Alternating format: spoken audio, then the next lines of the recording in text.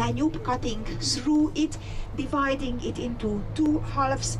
One side of the land on one side of the river is known as, are located here on Buda side, while the other side, Pest side, on the opposite side of the river, is an absolutely flat land, an absolutely flat area. Many windows on these sides, so that is where we started from in order to reach this bridge of the 10 bridges of the city.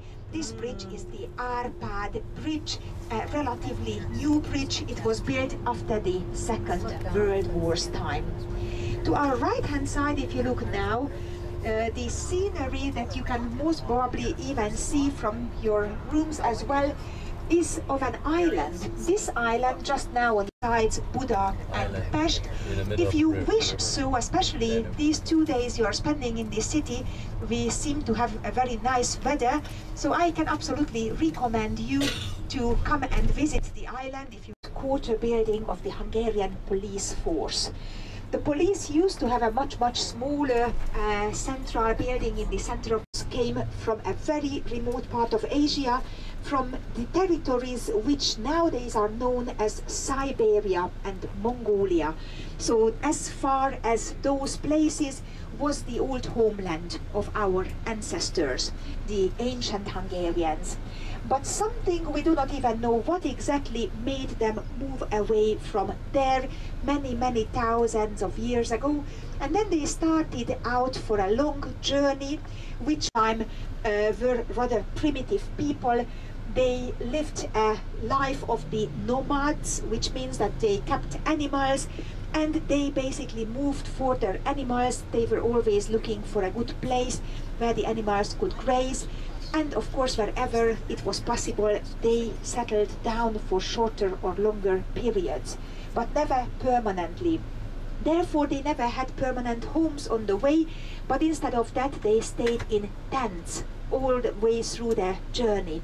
So finally, therefore we Hungarians try to learn more and more foreign languages so that we can communicate with the rest of the world.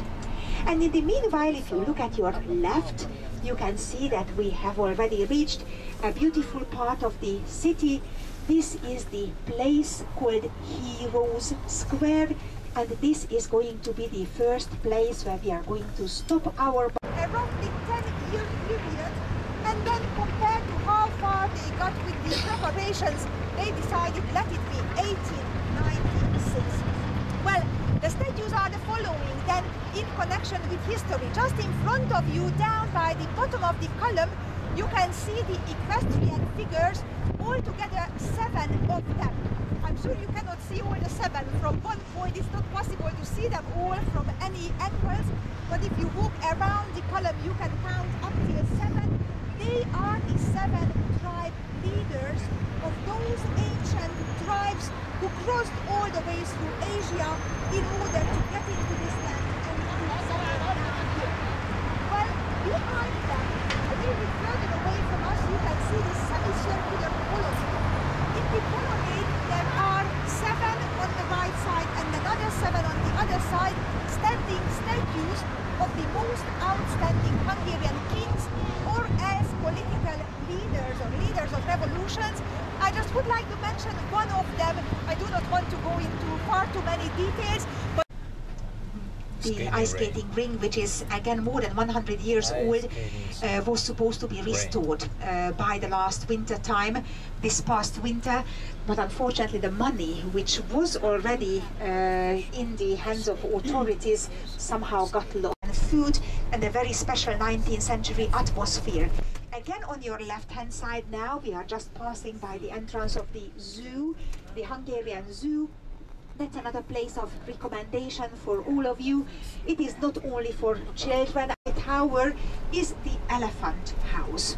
Only 2 elephants share this huge space, what is inside there, and of course the whole Art Nouveau architecture, interior design as well.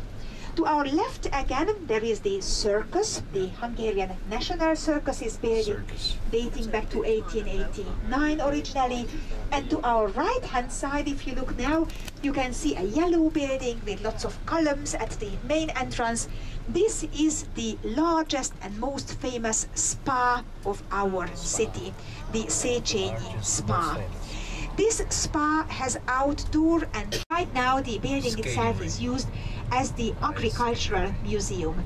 And now on your left you can see the area of the artificial way in order to have this circle.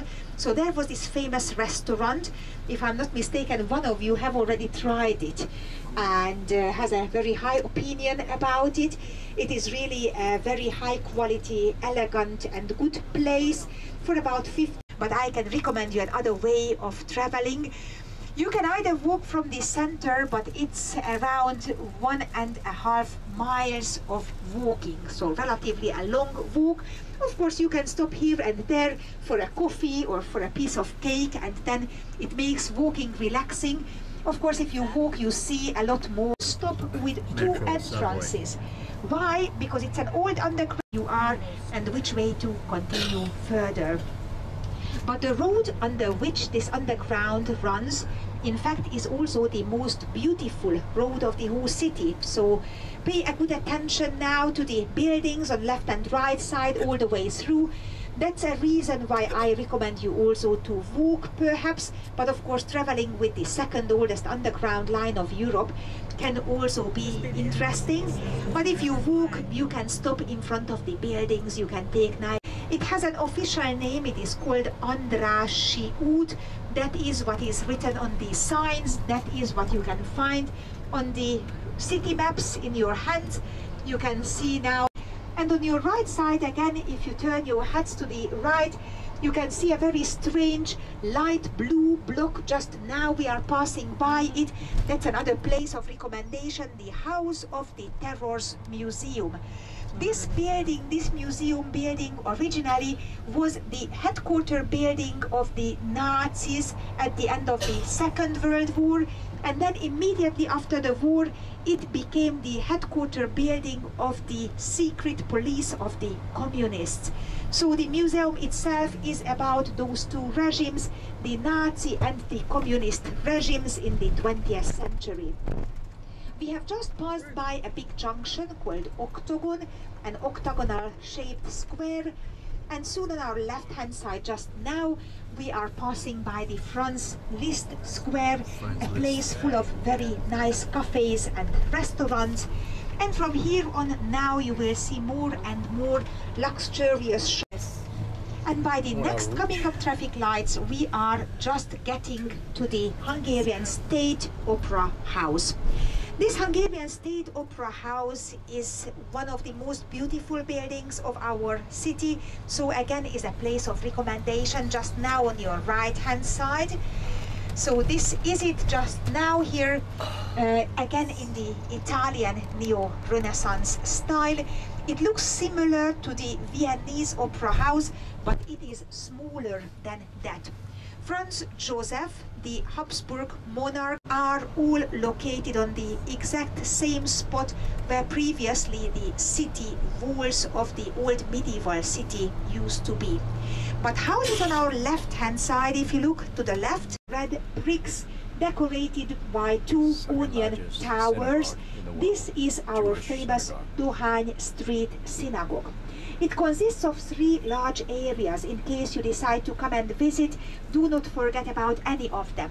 Above the arches on our left upstairs is the place of the Jewish Museum. For that reason, and of course the new parliament was also designed for that.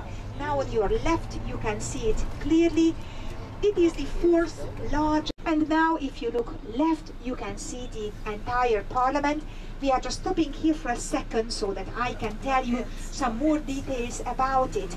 So those days back in the 19th century we had an upper house and